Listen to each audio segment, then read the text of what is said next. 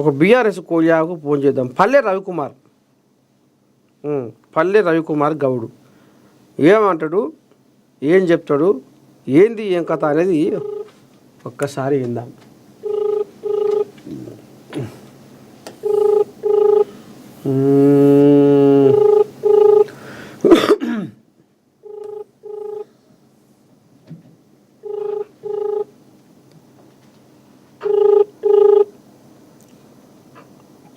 Hello అన్నా, శనార్థి రవికుమార్ అన్నా. నమస్తేనే. సారీ, నేను అప్పుడు అనుకోకుండా మన ఈ గెలుసిరిది గొడవతోటి 3 రోజులు అన్నా అన్నా అన్న అది మీరు మన మార్నింగ్ న్యూస్ లైవ్లో ఉన్నారు. అదే మన మార్నింగ్ న్యూస్ లైవ్లో ఉన్నారు. ఇక ఇంట్లో ఏం లేదు కానీ పెద్ద మనిషి రేవంతమయ్య ఏదో అనుకొస్తుండు.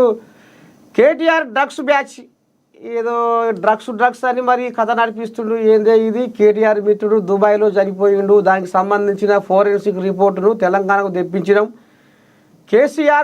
కేటీఆర్ చుట్టూ ఉండే వాళ్ళంతా డ్రగ్స్ తీసుకుంటారు అనేది కథ అమ్ముతుంది. ఏందనంటే ఏం చెప్తాం మరి కథ మీద? ఇప్పుడు నర్సన్న అర్థం చేసుకోండి. ఇప్పుడు కేటీఆర్ గారి మీద కుట్రపూరితంగా ఇదంతా తయారు చేస్తున్నారు. కేటీఆర్ గారు ఏమన్నాడు, లైట్ డిటెక్టర్ నేను వస్తా కారు రండి అని చెప్పేసి చెప్పిండు. లైట్ డిటెక్టర్ వచ్చేస్తే అని చెప్పిండు. ఇంకేమో బహిరంగ కూర్చుందాము, ఏం మాట్లాడదాము రండి అని చెప్పండు. పెట్టండి, ముఖ్యమంత్రి గారు రమ్మని చెప్పి ముఖ్యమంత్రి చుట్టూ ఉన్నారు కదా చాలా మంది. పొద్దులు వేస్తే ఎవరు చుట్టూన్నారు? ఆయన చుట్టూన్నారు డ్రగ్స్ బ్యాచ్. అందరికి ఇరికే ఎవరు డ్రగ్స్ బ్యాచ్, ఎవరైంది, వాళ్ళ చుట్టూ ఉన్నటువంటి వాళ్ళు ఎవరైందో కథ ఏందో తెలుసు. కేటీఆర్ గారు చాలా స్పష్టంగా చెప్పిండు. అంటున్నారు రండి లైట్ డిటెక్టర్ పరీక్ష కూర్చుందాం, మీరు కూర్చుందాం, నేను కూర్చుంటా, నేను వస్తే ఎప్పుడు పెడతారో పెట్టండి అని చెప్పి ప్రభుత్వం మీ చేతుల్లో ఉందా, పెట్టండి లైట్ డిటెక్టర్ పరీక్ష. కేటీఆర్ గారు ఎప్పుడు చెప్పిండు కదా. వైట్ ఛాలెంజ్ విసిరితే పారిపోయిన కేటీఆర్ ఇక ఎందుకు మరి నువ్వు పైన మాట్లాడుకుంటా కోర్టులకు వెళ్ళి స్టే తెచ్చుకుంటున్నావు అనేది కూడా ముంగటేస్తుండ్రు. వైట్ ఛాలెంజ్ కాదు కేటీఆర్ గా, వైట్ ఛాలెంజ్ ఆ పేరు మీద ఈ పేరు మీద ఇవన్నీ ఛాలెంజ్లు విసిరేది రేవంత్ రెడ్డి గారు, ముఖం చాటేసేది రేవంత్ రెడ్డి గారు. మొన్న కూడా చూసినాము ఎవరు ముఖం చాటేసారో చూసినాము. ఇప్పటికీ కేటీఆర్ గారు చెప్పిండు లైట్ డిటెక్టివ్ టెస్ట్ పరీక్ష కూర్చుందాము, మీరు రండి, నేను రాజా బహిరంగానే కూర్చుందామని చెప్పి తెలిసిపోతుంది కదా, బయటపడుతుంది కదా. ఇంకా దాపరికం ఎందుకు, దొంగతనం ఎందుకు, ఇంకా ఊకెందుకు, సవాల్ విసురుడు ఎందుకు, జారుకున్నట్టు ఎందుకు, ముఖం చాటేసుకోవడం ఎందుకు? సవాలు విసురుతుంది ఎవరు? ఆ సవాల్ స్వీకరించి రాగానే ముఖం చాటేసి జారుకొని ఎక్కడొస్తున్నటువంటిది మళ్ళీ తర్వాత ఇది అబద్ధ మాటలు నోటికి వచ్చినట్టు పనికి మళ్ళీ మాటలు మాట్లాడుతుంది ఎవరు? తెలంగాణకు అర్థమైతే లేదా 20 నెలలుగా? అంటే కేటీఆర్ గారి మీద ఇవాళ కేటీఆర్ మీరు ఏంది, వీళ్ళు చేసే అధికారంలోకి వచ్చే ముందు చెప్పినటువంటి 420 అబద్ధపు హామీలు, ఆ హామీల అమలు సంగతి ఏందని ఎప్పటికప్పుడు ప్రశ్నిస్తున్నాడు, మాట్లాడుతున్నాడు, గట్టిగా మాట్లాడుతున్నాడు. ఆయన మాట్లాడటం మీదగా పార్టీని కూడా ఆ వైపున బాధితుల పక్షాన్ని నిలబడి బీఆర్ఎస్ పార్టీ వర్కింగ్ ప్రెసిడెంట్ గా కేటీఆర్ బాధితుల పక్షాన్ని నిలబడి అవసరమైన చోట క్షేత్రస్థాయిలో, అవసరమైన చోట న్యాయ పోరాటం చేస్తూ బాధితుల పక్షాన నిలబడి కొట్లాడుతున్నటువంటి నాయకుడు కేటీఆర్. ఇవాళ అది వీళ్ళు జీర్ణించుకోలేక వీళ్ళన్నటువంటిదే దాన్ని ఇవాళ క్షేత్రస్థాయిలో రియాక్షన్ మొదలైంది కాబట్టి, ప్రతిఘటన మొదలైంది కాబట్టి దాన్ని తప్పించుకునేందుకు ఎప్పటికప్పుడు డైవర్షన్ టాక్టిక్స్. వీళ్ళు అడుగుతున్న దానికి సమాధానం చెప్పండి, మీరు ఇచ్చిన హామీలు నెరవేర్చండి, అది కదా అడుగుతున్నది. ఏం తెలిసిరో చెప్పండి. మీరు ఇప్పుడు మీరు రకరకాల కమిషన్లు వేసారు, రకరకాల కమిషన్లు నివేదికలే రాకుండా, వాటికి సంబంధించిన రిపోర్ట్లే రాకుండా బయటికి ఇష్టానుసారంగా సోషల్ మీడియాలో స్వయంగా ముఖ్యమంత్రి నోటికి వచ్చినట్టు మాట్లాడటం అనేది చూస్తున్నాము. మరి ఏం తెలిసిందో చెప్పండి, ఏ కమిషన్ ఏం తెలిసిందో చెప్పండి, వాటి తుది నివేదిక ఏదో చెప్పండి. అది లేదు, నివేదికలే లేకుండా వాళ్ళు ఏది దాన్ని నిర్ధారణకి రాకుండా వీళ్ళే మాట్లాడిందే మాట్లాడటము, అబద్ధాలను పదే పనిగా విష ప్రచారం చేయటం. ఆఖరికి వస్తార కల్లా తోట పుట్టిన చెల్లెలే అన్నని చీకొడుతుంది. కేటీ రాములు నాయకత్వాన్ని కవితమ్మ ఒప్పుకుంటలేదు అంటే చూడుని ఎందాక వచ్చింది కథ అనేది కూడా ముంగటేస్తుండే, ఇంట్లో పంచాయతీ కూడా ముంగటేస్తుండు. మరి ఏందన్నట్టు ఈ కథ? ఇవన్నీ అర్థం పర్థం లేనియండి. టీఆర్ఎస్ పార్టీలో లేదా కేసీఆర్ మా పార్టీ నాయకుడు కాదనేది.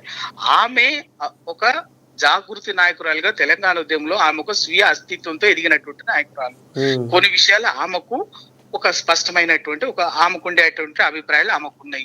అంతే తప్ప ఇది పార్టీకి వ్యతిరేకంగానో ఆయన నాయకత్వాన్ని అంగీకరించడమో లేకపోతే అంగీకరించకపోవటమో సంబంధించింది కాదు. ఇప్పుడు నేను కూడా ఉన్నా, పల్లె రవికుమార్ అనేటువంటి వ్యక్తి ఉన్నాడు. పల్లె రవికుమార్ బీఆర్ఎస్ పార్టీ నాయకుడిగానే ఉన్నా, కానీ నేను పల్లె రవికుమార్ అనే బీఆర్ఎస్ పార్టీ నాయకుడి కంటే ముందు తెలంగాణ ఉద్యమంలో తెలంగాణ జర్నలిస్ట్ ఫోరం నాయకుడిగా నేను ఒక స్వీయ అస్తిత్వంతో తెలంగాణ ఉద్యమంలో ఎదిగొచ్చినటువంటి కొన్ని అంశాల్లో నాకుండేటటువంటి సొంత అభిప్రాయాలు ఉంటాయి. కానీ నా అభిప్రాయాలు పార్టీ అభిప్రాయాలు ఉండకపోవచ్చు. అప్పుడు నేను పార్టీలో ఉన్నాను కాబట్టి నా అభిప్రాయంతో సంబంధం ఉండదు. పార్టీ అభిప్రాయమే నేను స్వీకరించాలి. పార్టీ అభిప్రాయంతోనే నేను పార్టీ నాయకుడిగా ఉండాలనుకున్నప్పుడు పార్టీ అభిప్రాయమే మాట్లాడాలి. పార్టీ నిర్ణయాన్ని నేను శిరసా వహించాలి. అంతే తప్ప టిఆర్ఎస్ పార్టీలో ఉన్నటువంటి వాళ్ళు వచ్చినటువంటి వాళ్ళందరూ కూడా ఉద్యమం నుంచి ఎదిగి వచ్చినటువంటి వాళ్ళు. కాబట్టి కవిత కూడా అట్లాగే తనకంటూ ఒక తెలంగాణ జాగృతిని ఏర్పాటు చేసుకొని 2006 నుంచి తెలంగాణ ఉద్యమంలో ఒక స్వీయ అస్తిత్వంతో ఎదిగి వచ్చినటువంటి నాయకురాలు. కొన్ని విషయాలు ఆమెకు పార్టీ అభిప్రాయాలతో భిన్నంగా ఆమెకు ఉండేటువంటి స్వీయ అభిప్రాయాలు ఉంటాయి, సొంత అభిప్రాయాలు ఉంటాయి. ఆ అభిప్రాయాలు అట్లా ఉంటాయే తప్ప అవి పార్టీకి వ్యతిరేకంగానో పార్టీకి సంబంధం లేకనో పార్టీ నాయకత్వాన్ని అంగీకరించలేకుండా మాట్లాడుతున్నాయి అన్నటువంటి అభిప్రాయాలు కాదు.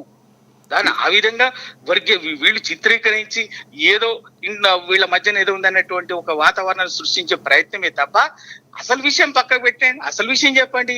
మీరు ప్రజలకు ఇచ్చినటువంటి హామీలో నెరవేర్చే విషయం చెప్పండి. ఆ ప్రయత్నం చేయకుండా రైతులకు ఇచ్చిన మాట ఏమైంది, విద్యార్థులకు ఇచ్చినటువంటి మాట ఏమైంది, బీసీలకు ఇస్తున్నటువంటి హామీ ఏంది, తర్వాత ఎస్సీలకు ఇచ్చినటువంటి దళిత బంధు ఏమైంది, రైతు డిక్లరేషన్ ఏమైంది, ఆదివాసీ డిక్లరేషన్ ఏమైంది, మైనార్టీ డిక్లరేషన్ ఏమైంది, మహిళా డిక్లరేషన్ ఏమైంది. ఇట్లా ప్రజలకి రకరకాల పేర్ల మీద ఎన్నికల ముందు ఇచ్చినటువంటి 420 హామీలని అమలు చేసే పని చెయ్యండి. ఆ పని చేయకుండా మీరు సందర్భం వచ్చినప్పుడల్లా ఏదైనా ఒక మేజర్ ఇష్యూ రాగానే ఏదో కేటీఆర్ మీద ఏదో ఒకటి నిందాపూర్వకంగా ఓ ప్రచారాన్ని మొదలుపెట్టి ఆ సందర్భానికి ఆ సబ్జెక్ట్ డైవర్ట్. ఇవాళ జరుగుతున్నది ఏంటంటే 2 విషయాలు జరుగుతున్నది. ఒకటి, బంకచర్లలో ఢిల్లీలో రేవంత్ రెడ్డి దొంగతనం బయటపడ్డది. రేవంత్ రెడ్డి గారు దొంగతనం బయట ఏది మరి అది అంటే ఇప్పుడు ఇంకా బంకచర్ల మీద అసలు చర్చకే రాలేదు. ఆ ఊసే మేము మాట్లాడలేదు అనుకొస్తురుగా మరి. అక్కడే కదా మోసం, ఆ మోసం కాక అక్కడే కదా తేలిపోయింది. దొంగతనం అక్కడే బయటపడింది కదా.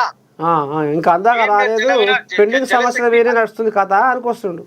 కేంద్ర జలశక్తి మంత్రిత్వ శాఖ దగ్గర 2 ముఖ్యమంత్రులు కూర్చున్నారు. ఆంధ్రప్రదేశ్ ముఖ్యమంత్రి చంద్రబాబు నాయుడు, తెలంగాణ ముఖ్యమంత్రి రేవంత్ రెడ్డి గారు కూర్చున్న దగ్గర ఎజెండా ఏంది? చంద్రబాబు నాయుడు ఏం చెప్తుండు? బనకచర్ల గోదావరి బనకచర్ల లింకేజే మా ప్రధాన ఎజెండా అని చెప్పేసి చంద్రబాబు నాయుడు చెప్తున్నాడు. నిన్న కూడా మాట్లాడిండు. ఆ 2 మీటింగ్ అయిపోయిన తర్వాత ఆంధ్రప్రదేశ్ నీటిపారుదల శాఖ మంత్రి రామానాయుడు కూడా ఆ విషయం చాలా స్పష్టంగా చెప్పిండు. బంకచర్ల మీద చర్చించిన మేము బంకచర్లకు సంబంధించింది మా ఎజెండాగా ప్రతిపాదించినాం. కృష్ణా ప్రాజెక్టుల మీద తెలంగాణ ముఖ్యమంత్రి ఎజెండాగా ప్రతిపాదించాడు. ఈ 2 విషయాలను చర్చించడానికి ఓ కమిటీ వేసుకుంటున్నాం అధికారులతో అని చెప్పిండు. అంతే కదా. మరి మన తెలంగాణ ముఖ్యమంత్రి రేవంత్ రెడ్డి గారు ఏం చెప్పిండు ప్రెస్ మీట్ లో? అసలు బంకచర్ల చర్చనే రాలేదు, అది సబ్జెక్టే కాదు. అటువంటి అప్పుడు దాని గురించి మాట్లాడేది ముందే చెప్పుకున్నా. అంటే ఎవరిని మోసం చేస్తున్నట్టు?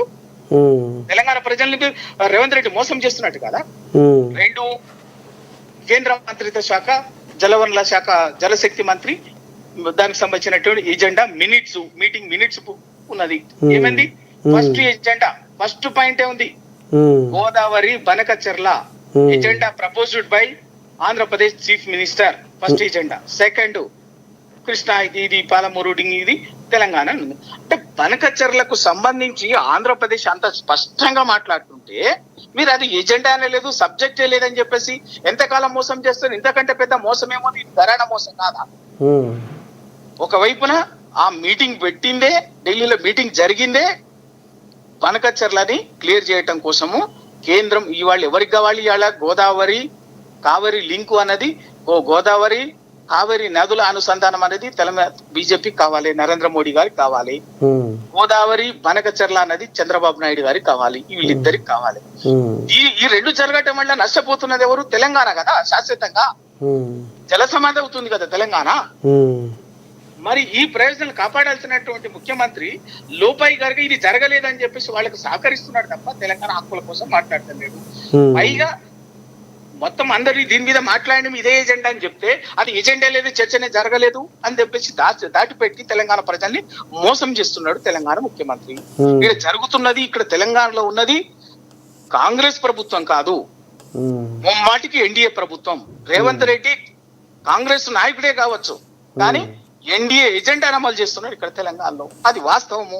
ఆ మోసం బయటపడుతుంది కాబట్టి, బయటపడింది ప్రజలకు అర్థమవుతుంది కాబట్టి దాన్ని డైవర్ట్ చేయడం కోసం మళ్ళీ ఏదో మీడియా